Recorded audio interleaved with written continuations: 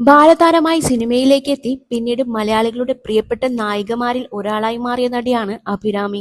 മലയാളത്തിനൊപ്പം തമിഴ്, തെലുങ്ക് സിനിമകളിലും നിരവധി ശ്രദ്ധേയ ചിത്രങ്ങളുടെ ഭാഗമായ താരം ഒരു ഇടവേളയ്ക്ക് ശേഷം വീണ്ടും അഭിനയ രംഗത്ത് സജീവമായിരിക്കുകയാണ്. ഇപ്പോഴിതാ തന്റെ മകളെക്കുറിച്ചും മാതൃത്വ ജീവിതത്തെക്കുറിച്ചും മനസ്സ് തുറന്നിരിക്കുകയാണ് അഭിരാമി. ഗൃഹലക്ഷ്മിക്ക് നൽകിയ അഭിമുഖത്തിലായിരുന്നു താരത്തിന്റെ പ്രതികരണം.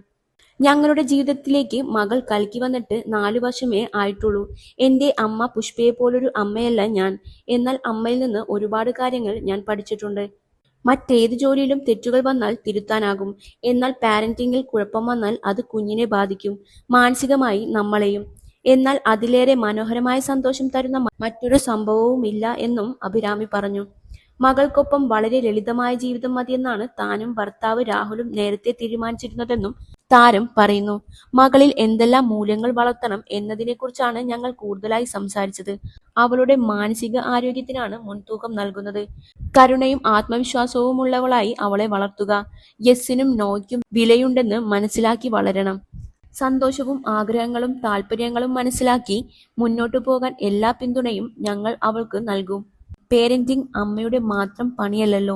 അച്ഛനമ്മമാരും സുഹൃത്തുക്കളും ചുറ്റുപാടും സ്കൂളുകളും എല്ലാവരും കുട്ടികളെ സ്വാധീനിക്കും, അഭിരാമി പറഞ്ഞു.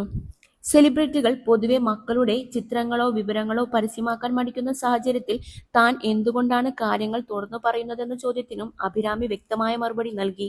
എന്തിന് ഞാൻ മറയ്ക്കണം? ലജ്ജയുണ്ടാക്കുന്ന കാര്യങ്ങളല്ലേ നമ്മൾ മറച്ചുവെക്കുക. ഞാൻ ഒരു കുഞ്ഞിനെ ദത്തെടുത്തു എന്നത് തെറ്റായ കാര്യമല്ലല്ലോ. പിന്നെ എന്തിനാണ് മറച്ചു വെക്കുന്നത്? ഞാനൊരു അമ്മയായി എന്ന സന്തോഷമാണ് ലോകത്തെ അറിയിച്ചത് എന്നാണ് താരം പറഞ്ഞത്. അതേസമയം മകളുടെ സ്വകാര്യതയെക്കുറിച്ചും അഭിരാമി വ്യക്തമായ നിലപാട് പങ്കുവച്ചു. എന്റെ മകളുടെ കഥയാണിത്. അവളെ സംബന്ധിച്ചുള്ള വ്യക്തിപരമായ കാര്യങ്ങൾ പരസ്യമാക്കണോ വേണ്ടയോ എന്നത് അവളുടെ ചോയ്സാണ്. അത് തുറന്നു പറയാൻ എനിക്ക് അനുവാദമില്ല. അവളുടെ സ്വകാര്യതയെ ബാധിക്കുന്ന കാര്യങ്ങൾ ഞാൻ പങ്കുവച്ചിട്ടില്ല എന്നും അഭിരാമി പറഞ്ഞു.